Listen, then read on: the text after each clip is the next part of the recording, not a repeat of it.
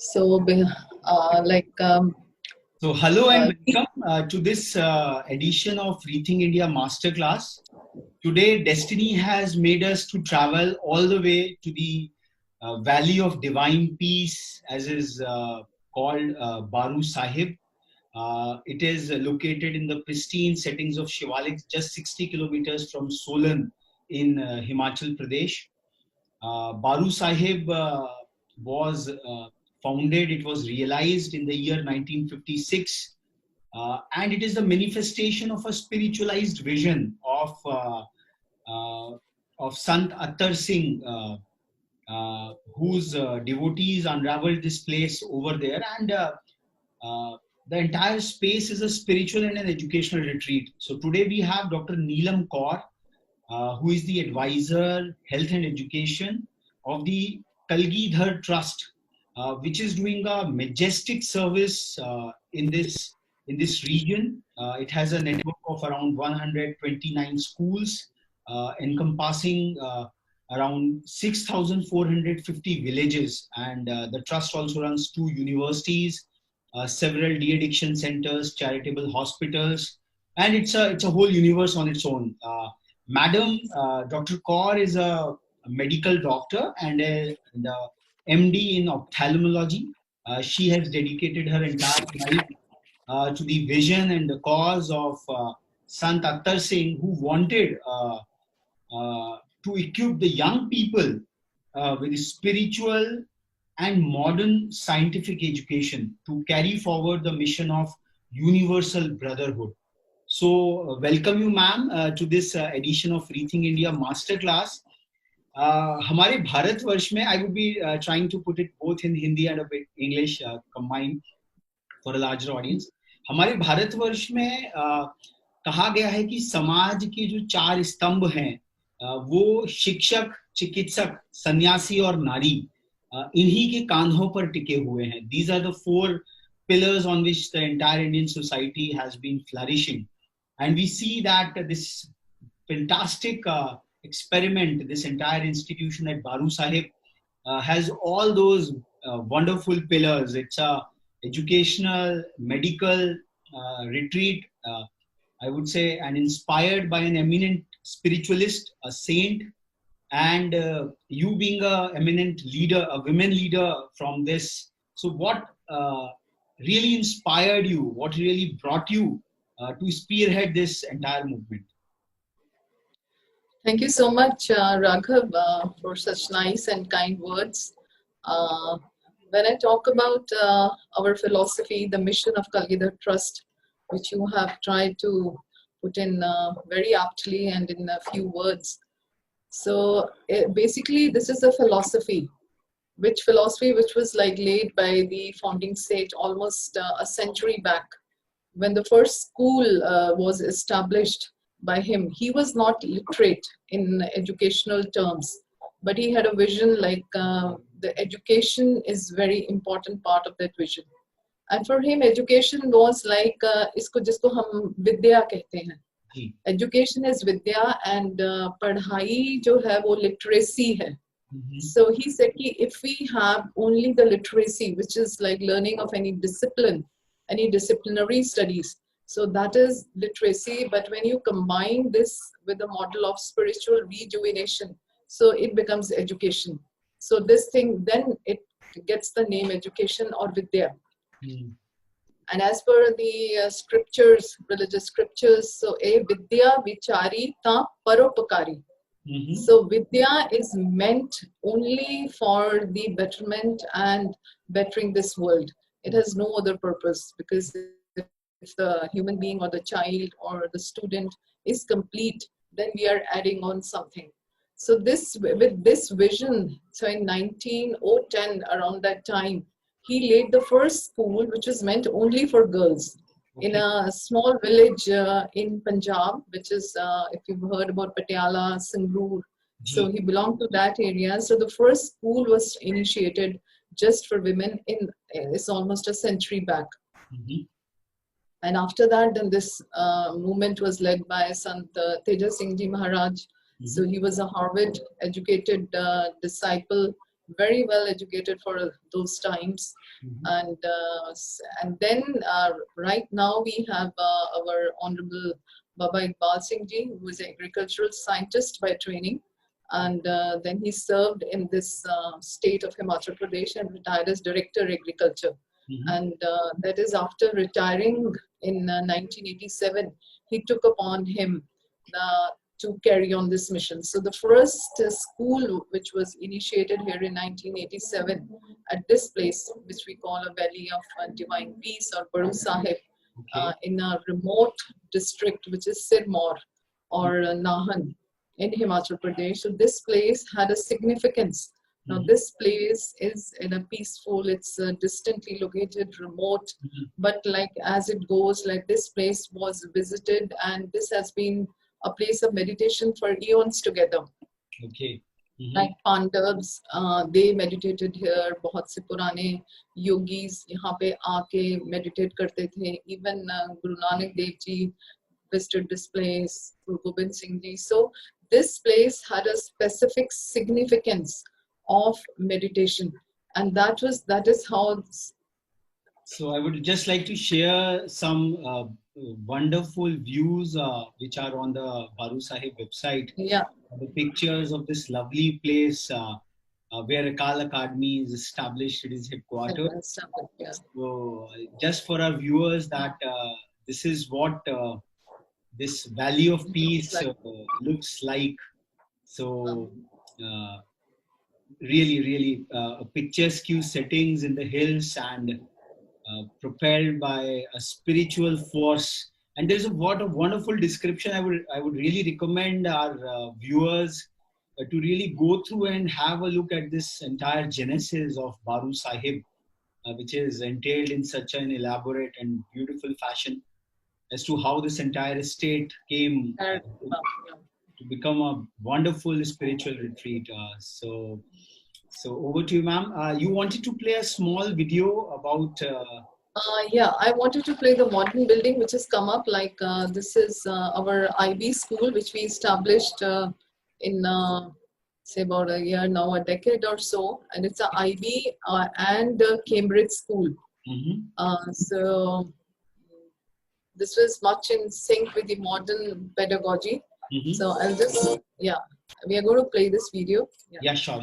Please, you can screen share from your side. We have enabled that.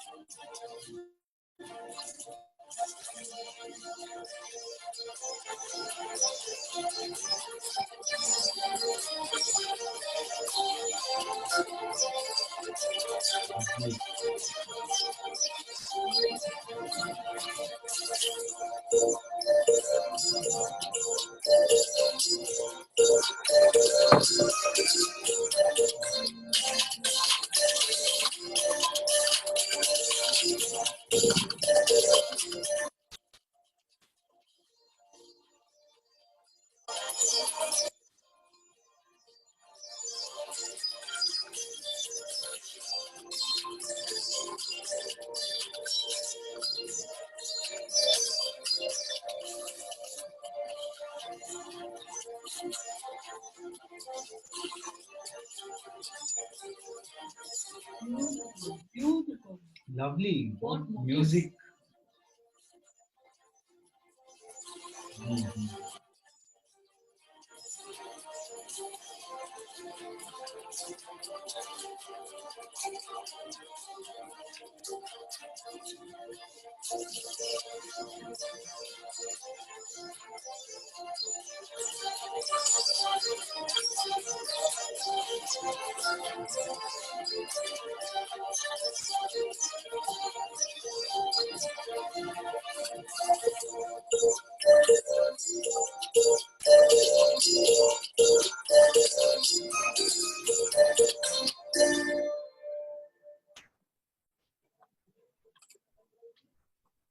Majestic indeed, ma'am. It's mind-boggling and spellbounding.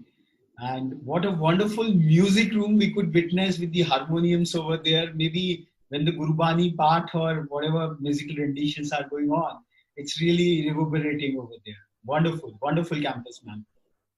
Thank you so much. Very, It's all very, with this. very inspiring one. Yeah. So we invite you to come and visit our campus. Yeah. Certainly, ma'am. Certainly, we had been doing something called campus walks all through, but probably the travel restrictions till this lockdown fully opens up. Yeah. But this is a digital walkthrough we just went through. We can really feel that breeze and that tranquil completely. Ma'am, my one first question, taking this masterclass forward. You being a medical doctor, you have all the modern education and things like that. And this COVID-19 has somewhere forced the entire intelligentsia of the world, the progressive lots, about revisiting faith and tradition to a great extent.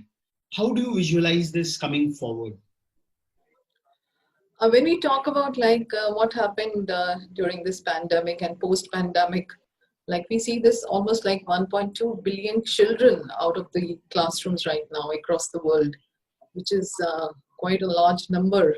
And ICT revolution, like what was happening to fully bloom in India, actually it got kick-started here in education sector with this, when we started with online education all across the nation. Because India was not known for online education, but then it just made us turn to that because that happened to be our defense in these critical times. And I think if we look at our Akal academies, which are all in the rural northern India, so we have a network of 130 schools and 1,600 children. So it was a big challenge for us where, equity and fairness is always a challenge when you are teaching digitally. Now, those teachers are from the rural setup, and but by God's grace, we have always produced toppers. So wherever our children are in whichever district, maybe it's Patiala, it is Mukatsar or Jalandhar, our students have topped in their board exams.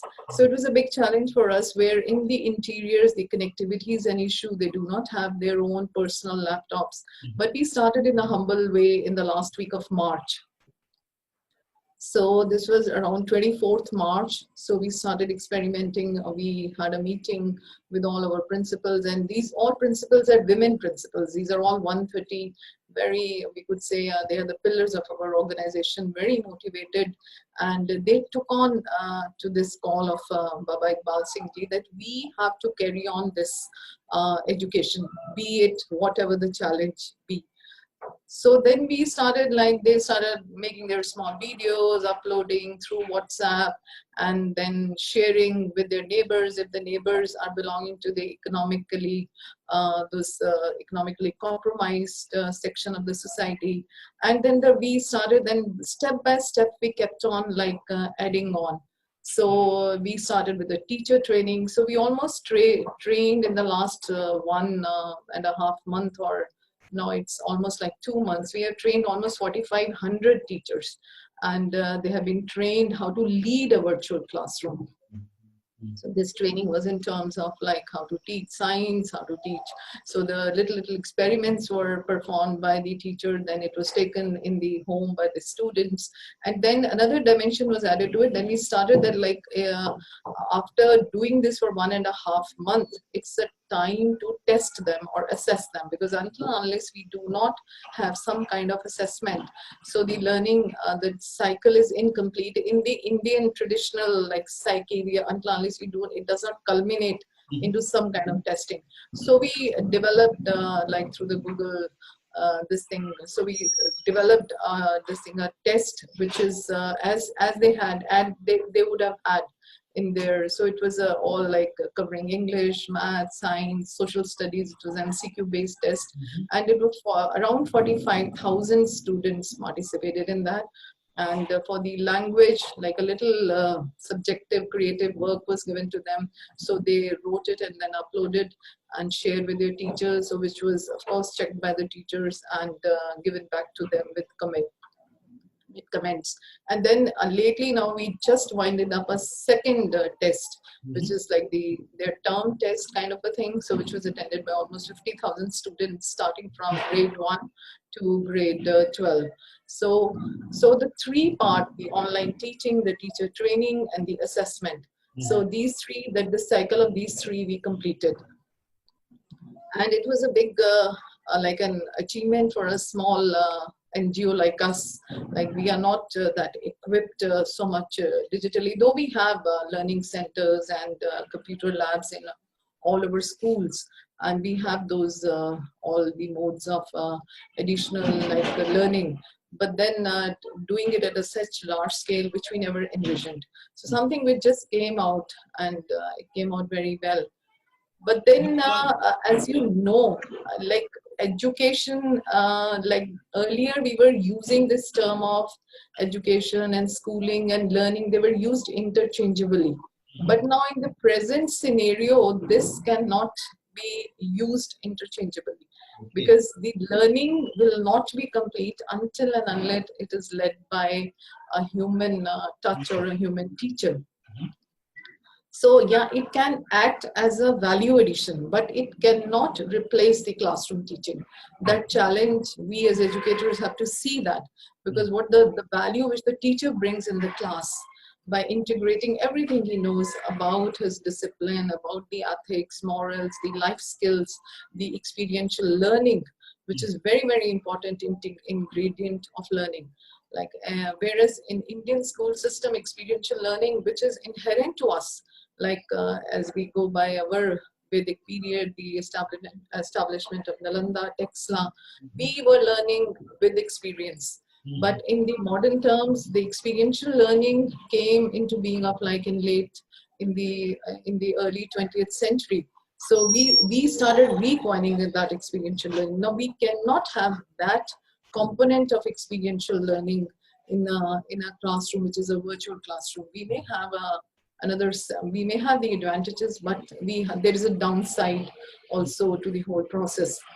And another very important thing to realize is that machine, like our future learning will be like driven by artificial intelligence, augmented reality, all those things will be there. But then the moot question, which I think all the educators have to answer is, can machine make a human being? So man, you cannot delegate it to the machine, the making of a man or a making of a student. You cannot delegate to that. So there has to be an interface. So maybe the future lies somewhere in having a hybrid school. Okay. Or a hybrid school where you may have some part of it once or twice a week or thrice a week. The children, what do we call it, like a blended learning. So the students have to come to the school, they have to be with the teacher, have to experience all that. So that is, I think we have to look in those terms, the homeschooling or a hybrid schooling. So it cannot be a completely digital learning. True. So very beautifully expressed by you, ma'am, that the human connect in education is very important, and which you so nicely expressed, that the student relates to his teacher. The guru shishya relationship is not merely something which is on a machine and getting access to it and doing the learning. What you are emphasizing here is the human connect, the guru shishya connect, which is there with real time, when he sees, observes the gestures, the whole body movement, and how the guru is conducting himself, or telling so many things which are integrated with the topic which he's learning, which may be connected and which may be related otherwise as well, which leads to integrated learning. So I think this is beautiful, and this is an aspect a great revelation, I think, which we have really discovered today. I think Madam expanded the vision of Sant Atar Singh Ji and the distinction between literacy and Vidya, and which collectively creates education. So maybe literacy can be imparted, the skills part can be through the online part, but the Vidya, which is more experiential in terms of values, ethos, character building, it needs that samipya, the physical proximity of the educator. Madam, how this Vidya part was being imparted? What is the pedagogy within the Akal universe which really indoctrinates that Vidya? वो हमारे यहाँ कहा गया है सा विद्या या विमुक्त है. So how it was imparted? What were the modes and mechanisms which were impregnated into the literacy structures to unfurl that? If you look at little history, like our institutions are built like a Gurukul. Like what you said, Surabhi just now said, it's a guru and shishya relationship. So it's basically, if we try to understand how a Gurukul was, which was there, the basic edifice of the education was built and erected on spiritual education and experiential learning. So that made the education whole and comprehensive. It was a holistic education. It was a comprehensive education. If like the scientific part of the experiential learning, like we just now said, it is something which we learn by doing and reflecting on it. So the child has to experience that, where it is not that didactic in nature, which is like, it's not learning by rote. It is learning something which you really experience. And I think if you look back at our history, like how Eklavya learned. He was an active learner. He learned because he was driven by emotions and very, very focused intensity to learn. He was not led by a facilitator, but then he learned by that experience. And when in the scientific terms, like what is experiential learning, like another beautiful example which we usually talk in our education classes, the model of like how you ride a bicycle. When you ride a bicycle, so what you do is that like first you experience concrete experience. Like you just try, no one teaches you, but you get hold of a bicycle and try to make something out of it. So this is like concrete experience. And then once you have done that, then you go back and reflect, observe, and you have a reflective observation. Like what went wrong, what went right, and how did it fail, and how did it work. And then you try to abstract, like conceptualize, like which is abstract in form because you don't have a bicycle right now. But in your mind, you are trying with those analytical skills and with that reflection, which is based on the concrete experience which you have had. So you are trying to find the solution to it. And then there is an active experiment, like then you again try to redo it. So you are learning by doing it, reflecting on it, doing it, reflecting on it. So this form of learning, which is here in Akal Academies also, because we are in the rural setup, so we have a lot of nature around us, whether we are in village in Haryana or village in Rajasthan or it is in Punjab. So we try to bring outdoor study programs into our curriculum. Okay. So where the child is learning by integrating those things. So he's experiencing that. So all those things which we call like eco clubs or nature clubs or bird watching. So all these things are built into the curriculum where the child feels like you cannot build the emotional resilience of the child until unless he feels the pain and suffering of others. So if it's an eco club and we understand as educators what is going to be the action after this eco club, he has to understand the environment. Like that is what we call is emotional intelligence. You understand the emotions of others and your own self-awareness. And how do you react to that? How do you react to the pain and suffering? What is the action which you will take?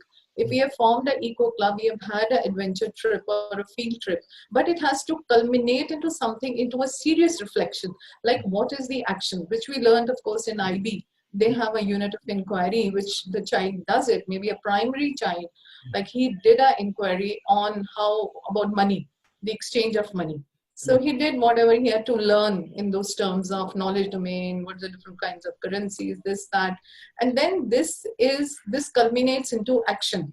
Action means like he organized a trade fair, he made something with his hands, the children, they put together an open trade fair where they sold those items to understand the transaction of money. And the money which they got, then they went into a neighborhood school, which is in the deep hill, and they purchased some stationery item and distributed to those students. Now, this is how the cycle gets complete. So this is experiential learning. Along with that, a component of spiritual intelligence being built in the child on the emotional resilience. He's understanding his emotions, he's understanding how to react and how to add value to the society as well. So until and unless our curriculum or our disciplinary study encompasses the ability of the child not only to be to build up his intellectual capabilities, but he also has to learn to be emotionally resilient and spiritually intelligent. So like what you said earlier is that how do you do? So this is one way of doing it if we do it across the curricular studies. And another way which we try to do is like we expose all our children, like you noticed that in the video, we expose them to the music. So it's like a religious music, and they all of them, it's compulsorily, it is given to everyone starting from KG till grade 12. So that's a part of it's part of their curriculum. Even our university also. So it's like a non-credit course, but we make it compulsory. So we have in our Eternal University, which we have at this place only. So there we have a Akal College of Music and Spiritualism. So where all these girls, which are taken from the rural northern India, and free education is given to them. They stay here for 6 to 8 years. So they do their bachelor's in music, master's in music, and then they learn the old forgotten musical instruments like rebab, taus. Now these instruments are not used these days. So these instruments, so we revived the old culture. So this is, and that part, that learning which we had from the university and school system, like school system came earlier, university came little after that. School was developed in 1987, and the network, say you can say that established, say about 210, and that's the time when the university came up. So then we try to put the basic denominator of value-based education or spiritual rejuvenation. So how to build this element into education. So when we started this college and the other colleges, where the basic denominator of this part is built in. If it's our Akal College of Nursing, so there we have what we call a spiritual healing. So we call that concept as a spiritual nursing. So the nurse is not only equipped like skill-wise, but she's also learned, like what you said in the beginning, that she's also a healer. So if she's doing out of her heart, so if she's doing out of her heart, so what always our Babaji, we call him Babaji fondly. So he always tells us, if you're doing with that pious intention, the healing takes place. So that concept of spiritual nursing was built up in College of Nursing. The revival of the old, our forgotten instrumental vocal music was brought in here. And in the school system, we try to teach music to all our children. So another thing which we added is that we start their day with what you call a meditation or a mindfulness or reading scriptures. So it is compulsorily for all the children. So they start their day with some kind of a prayer. So which makes them like thoughtful, it makes them mindful, soulful, peaceful. During, like all our children, whether they are in the interior pockets, but they always excel in academics. And I think that combination which we are trying to build in, like the combination of the spiritual rejuvenation and academic excellence, that brings an outstanding result. So the education, yeah, please carry on. You have initiated experiential learning in such a majestic fashion, and you have beautifully incorporated the term spiritual intelligence. Now, for the benefit of our larger viewers, which are predominantly the other schools, would you like to elaborate further as to what specific facets of spiritual intelligence are being practiced or I would say propounded at Babu Sahib and the Akala Academy group of institutions? Yeah. So I think that's a very good question. Like I said, we just knew the term IQ, intelligence quotient, which is like learning how to analyze and how to learn with reason and logic and have sharp memory. So everything, all our education was centered, what do you call it, literacy was centered on to build up the intellectual capabilities. Then in early around in the early 1900 or so, there it came a concept of emotional quotient. So from there is another dimension which is called the emotional quotient, which is the emotional resilience, what you call in the layman terms, but in scientific terms. So Daniel Goleman, you must have heard about him. So he brought up this concept of emotional intelligence. So he said emotional intelligence is something where you understand your emotions and how do you relate to the emotions of other people, your reactions to it. So this element of perceiving the pain and the suffering of others can only be had if the child knows about emotional quotient. If he knows, like he can, like what is happening in these days, in this era where it is a digitalization, the child is exposed to a lot of material which is not meant for him. Now, how does he decide which is good, which is bad, and how does he use that for the benefit of his knowledge? But for that, now he has to be very stable. You see the suicide which is happening. If we make our children like emotionally, we make them realize their emotions and we teach them how to handle that. So that part is building up his EQ. And then which was more scientific and more like researched, SQ has just come up now. Just like few years back, where they call it is it's a transformative intelligence. Like in IQ is something you are born with. EQ is you can learn over a period of time. You will keep on learning with your maturity, with your experience. You keep on learning. And SQ, or the spiritual quotient, is a transformative intelligence. This is your ability to transcend. So that means your ability like to learn those virtues which are ingrained in the consciousness. So there are deep virtues, the virtues of compassion, the virtues of gratitude, of thankfulness, and all these virtues are there, but then how to bring them out. So that is like with the help of, like there is a component of spiritual quotient, which is still under study. And if we look at the scientific part of it, and I'm sure Surabhi and both of you will understand, you are also trained in science. Like the man we call, like he's driven by his actions, but his actions are driven by his thoughts. And the thoughts, they come from the mind. And so the cells are governed by mind or the brain, but the brain is governed by, you say, by the mind. Like they call, there is a mind in heart. So there is mind in heart because there are nerve cells in heart. So whatever you are trying to say, there are nerve cells in heart. And so whatever things we are perceiving around us, so we can control the action of it by controlling our mind. So all these psychosomatic diseases which come up, all this anxieties, this depression which come up, if there is a belief, like a positive, what do you call a positive thinking, the positive psychology, with that we can control our mind. Now all this happens when the child is given that exposure, that there is something beyond your book, something which is these two components. So if a success of the person is not only determined by his IQ, but it is determined more, if a person had a very high IQ, but on the other side, if a person has an average IQ, but he had a good EQ, and he will be more successful because he knows how to control his emotion. And if he has a spiritual intelligence, then of course that is an ultimate thing. So in our school system, we try to integrate, like starting with the morning prayer, which is an integral part. Now what happened, like I was telling you, this 45,000 children and then all these 4,000 teachers and 130 our principals. Now we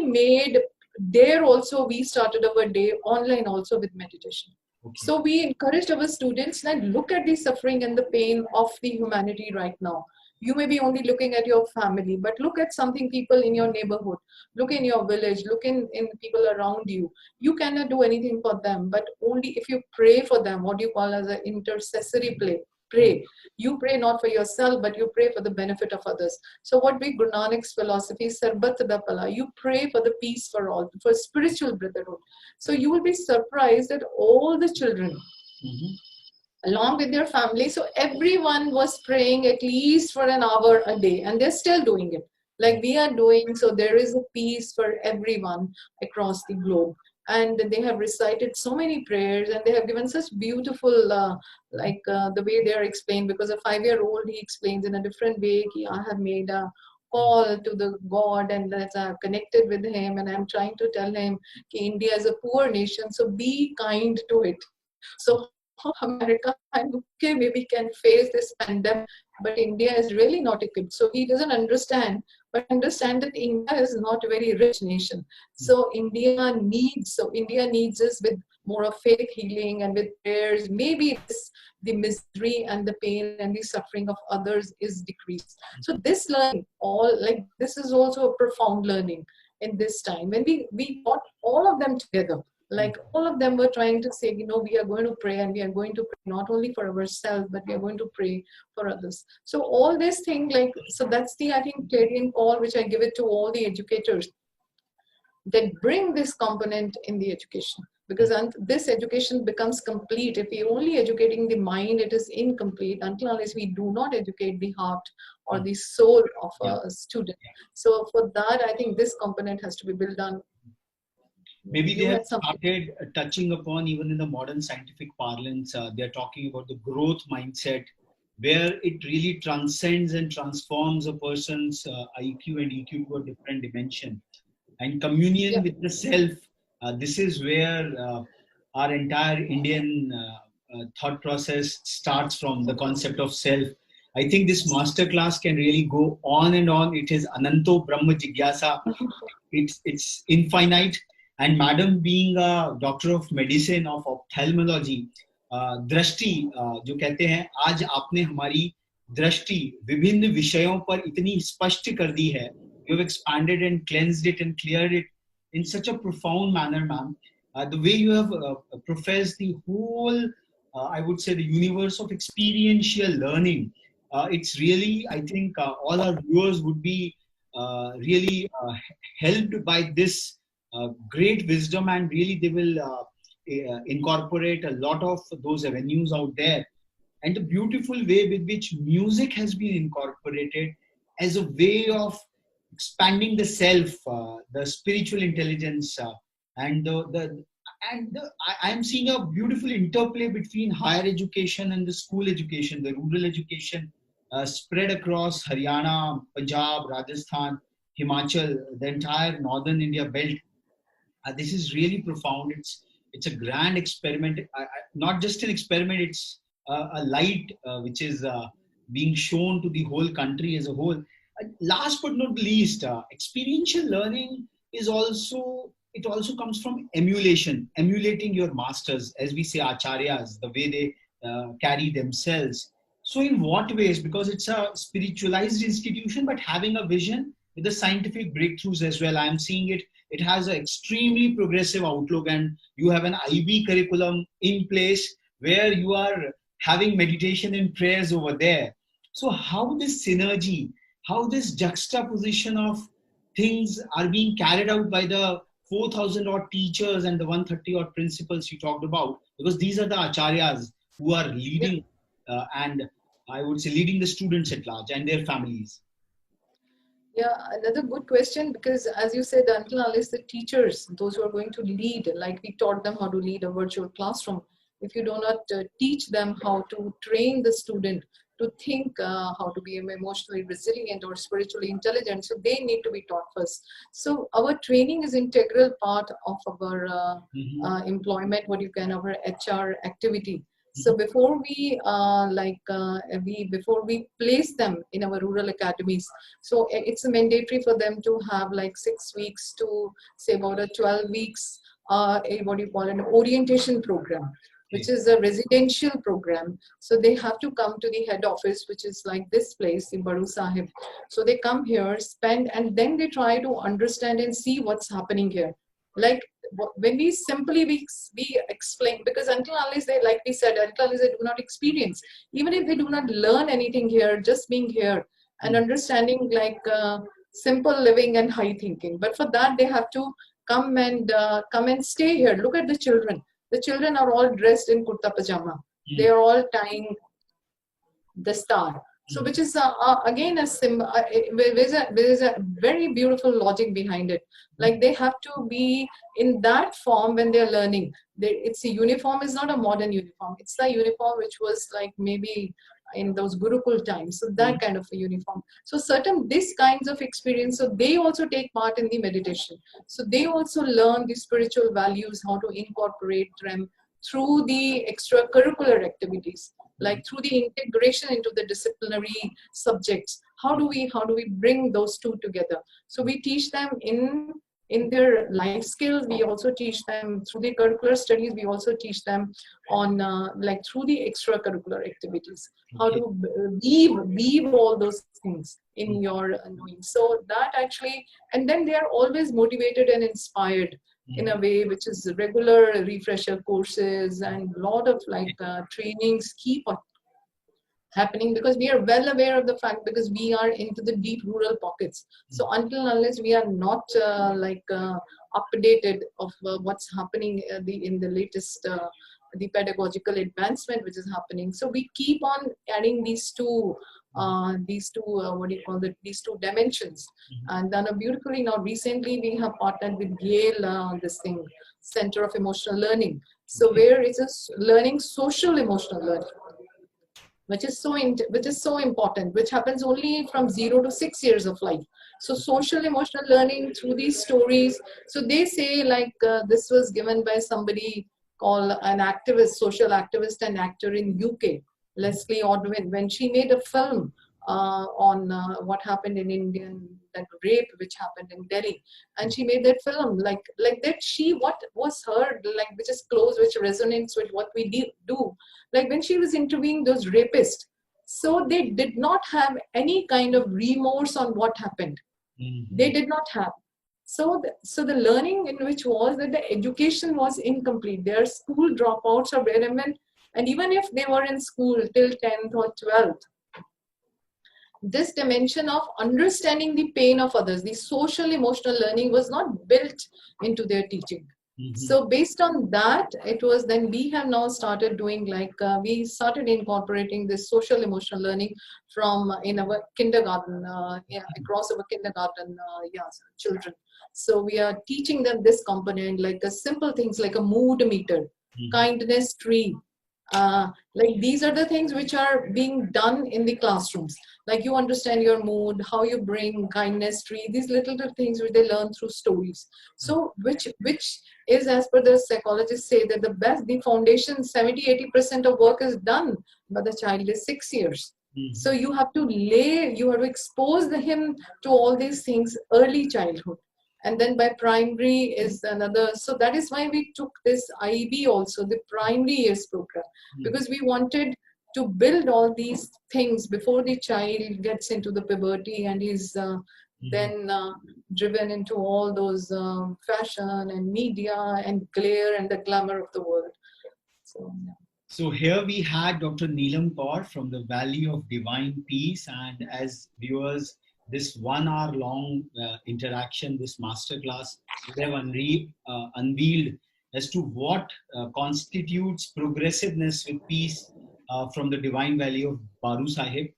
This masterclass, as I said earlier, is never ending. The kind of nuggets of wisdom we have got from Madam Kaur is really phenomenal. It's completely experiential, because this is what is being practiced across the 130 odd schools and the headquarters in Baru Sahib. I invite you all, once this lockdown opens up, to have a visit to Baru Sahib. Yeah, sure. Thank you. Pristine settings.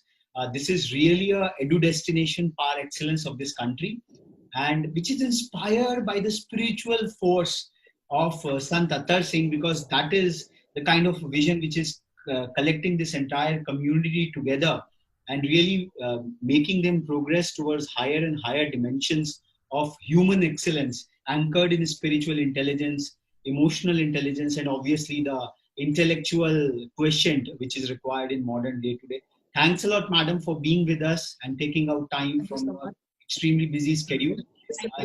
This masterclass would be really helpful for one and all who would be watching it out there. Thank you very much, and our pranams to these spiritual settings of Thank Badu you so Sahib. much. And last line which I would end with is like you have to close your eyes to see inside. Okay. Yes, Thank you. thank you. Thank you.